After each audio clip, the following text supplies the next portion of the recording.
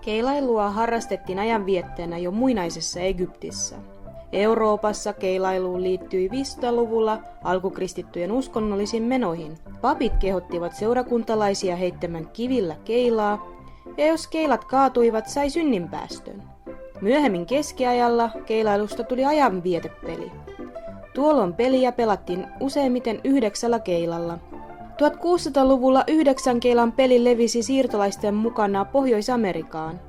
Peli kiellettiin Yhdysvalloissa vuonna 1830, kun siihen alkoi liittyä vedonlyöntiä. Pelaajat kiersivät kieltoa pelaamalla 10 keilalla ja asettelemalla keilat kolmion muotoon.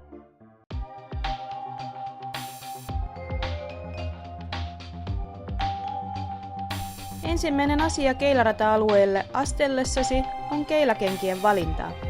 Tärkeintä on, että kengät tukevat ja istuvat jalassa hyvin. Kun olet löytänyt sopivat kengät, on vuorossa sopivan painoisen pallon valinta. Miehet käyttävät yleensä 14-16 paunaista, naiset 10-14 paunaista ja nuoret tätä kevyempiä palloja. On äärettömän tärkeää, että aloittelija saa itselleen sopivan painoisen keilapallon. Keilapallon reikiin työnnetään peukalo, nimetön ja keskisormi. Peukalon reiän koko kannattaa mitoittaa mahdollisimman sopivaksi. Mitä sopivampi se on, sitä kevyemmältä pallo tuntuu.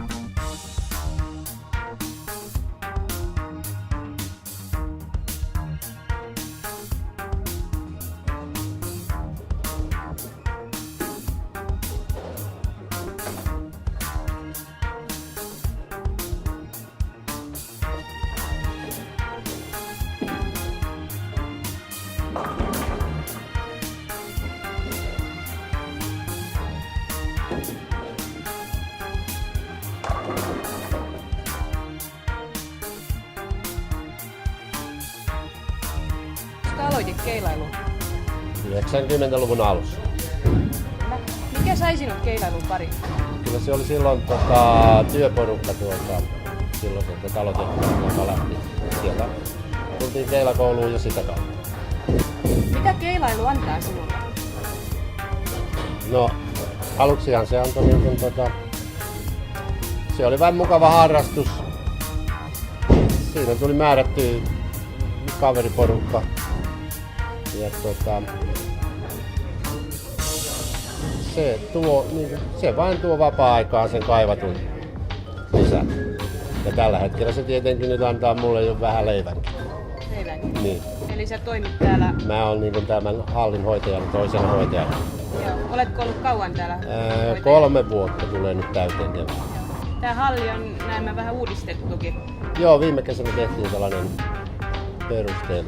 perusteellinen uudistus. Ja siinä oli osa lakisääteistä, tuonne perälle uusittiin noita koneita ja turvalaitteet niihin, jotka sieltä on puhuttu. Ja sitten samalla tätä äänentoistoa ja kalustusta uusittiin. Joo.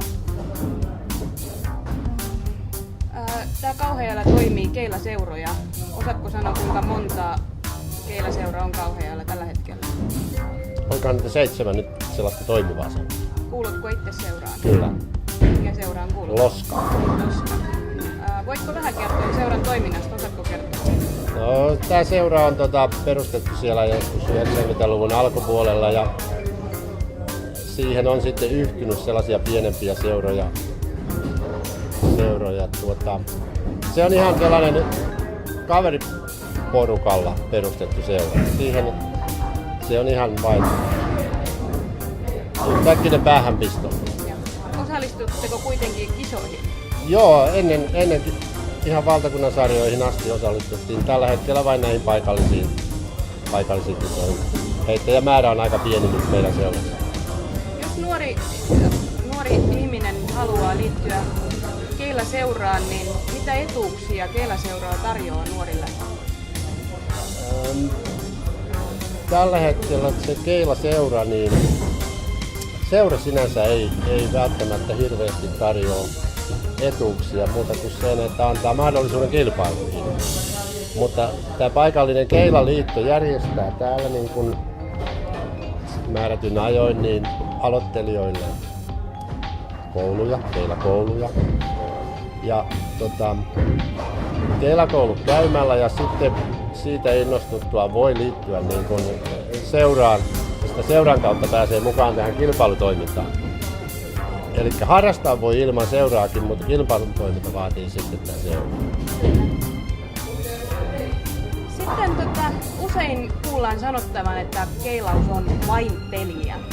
Onko Niin. se sinun mielestä siis peliä vai onko se ihan vakavissa otettava liikuntamuoto? Mä sanoisin, että se on vakavasti otettavissa oleva liikuntamuoto. Varsinkin sitten täällä joku mennään vähän iäkkäämmin keilaan. Eli eläkeläisiin ja sinne. Jossa se fyysinen rasitus ei enää tarvitse olla niin hirveän iso. Se tuo vain sen liikunnan siihen. Aivan normaali-ikäiselle niin se on kuinka mä nyt sanoisin? Se voi olla liikuntamuoto, mutta ei kuntoilumuoto välttämättä. Joo. Eli liikettähän siinä saa, mutta se, että normaali-ikäiselle ja aikuiselle ihmiselle niin ei siinä hirveästi kuntoinen ole. Mutta liikunta on. Sitten myöhemmällä iällä se voi vaikuttaa, niin kuin, se on ihan sopivaa siellä kuntoilua. Onko sulla jotakin, mitä haluat sanoa nuorille, jotka empii vielä lajin parin hakeutumista, jotka epäilee, että onko heistä siihen tai muuta? Jos laji kiinnostaa, niin sitä ei oikein tiedä muuten kuin kokeilemalla. Onko se mukavaa vai ei. Ja ainahan olisi parasta, jos löytyisi joku sellainen 3-4 samanikäistä. Että nähty niin porukkana ryhmänä tulisi tänne ja kokeilisi sitä sitten. Se on aina silloin mielekkäämpää kuin yksin, varsinkin sellaisella nuorella iällä. Kiitos, ei muuta kysyttävää. No niin, kiitos.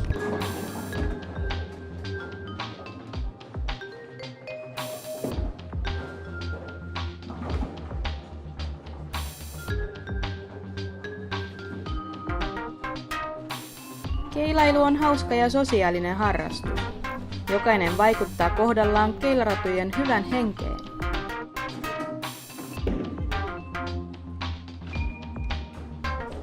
Keilailu sopii aivan kaikille. Laji ei tunne ikää eikä muitakaan rajoituksia. Vuonna 1973 yleisen Suomen mestaruuden vei niminsä 58-vuotias Matti Nieminen. Ja muutama vuosi myöhemmin saman kilpailun voittajana oli vasta 16-vuotias Sami Luoto. Tämä kertoo paljon lain luonteesta. Keilailu sopii erinomaisesti myös naisille, jotka usein kilpailevat miesten kanssa tasavertaisina ja samoissa kilpailuissa. Vuonna 1994 helsinkiläinen Leena Pulliainen ja vuonna 2001 turkulainen Piritta Kantola veivät Euroopan tärkeimmän kilpailun Paul Masters-turnauksen voitot maanosan parhaiten miesten nenän edestä.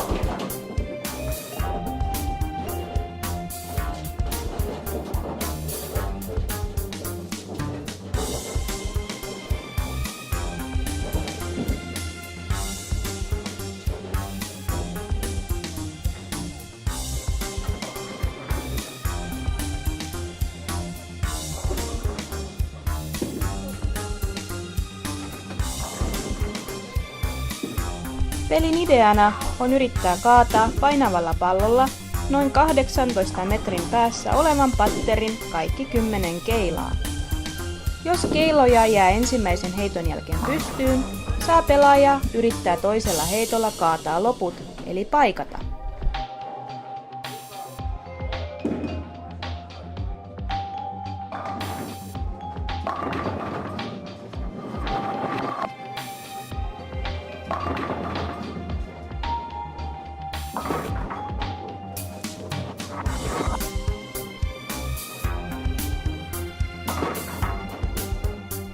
Useissa keilahalleissa on mahdollista harrastaa myös hohtokeilailua, ja se onkin saavuttanut suuren suosion.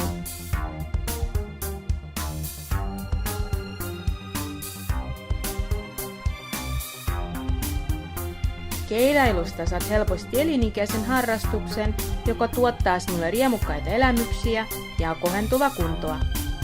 Tasoitusjärjestelmän ansiosta voit halutessasi kilpailla jo vasta aloittelijana. Kilpailun avulla tutustut uusiin ihmisiin niin kotihallissasi kuin kaikkialla muuallakin, missä käyt pelaamassa.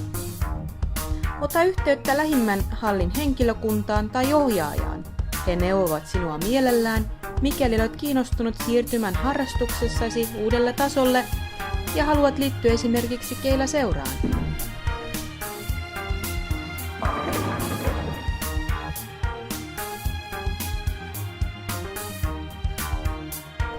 Koska aloitit keilailun?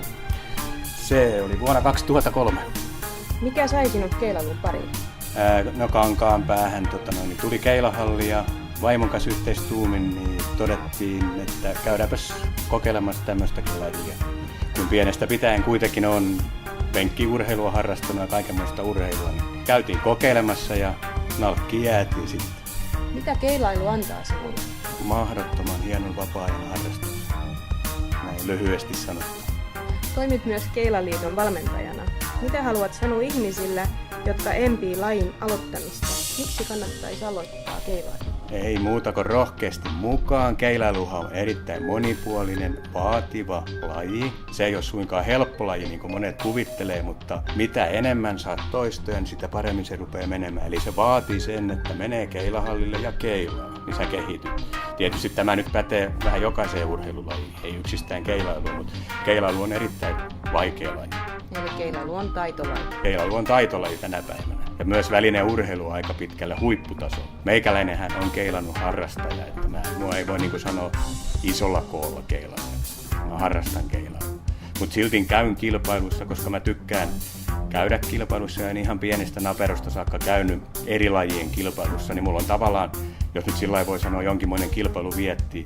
Ja mä en sitä häpeä, kun mä tuolla maailmalla menen, että mikä minun tulos tai sijoitus on, vaan siellä mennään ja siellä opitaan uusia asioita, siellä saadaan kokemusta, tutustutaan uusiin ihmisiin. Ja tästä päästään viimeiseen kysymykseen. Onko keilaus mielestäsi vain peli? Usein kuultaan ihmisten kehuvan, että tätä ei voi sanoa urheilulajiksi. Tämä on vain peliä. Ei, keilailu on vain peliä, ei missään nimessä. Keilailu on urheilulaji ihan siinä kuin mikä laji muu tahansa. Kyllä se on rankkaa urheilua. Jos ajatellaan meikäläinenkin nykyisessä seurassa, niin me kierretään tuo senioreiden valtakunnan sarjan kilpailuja heittämässä ympäri Suomea. Siellä keilataan 5-6 tuntia aina yksi kilpailusessio. Niin kyllä mä sanoisin, että se on kilpaurheilua. Se vaatii jotain muutakin kuin sitä, että sä heität palloa radalle. Se vaatii sulta peruskuntoa. Fysiikka pitää olla kunnossa. Kyllä se on urheilu.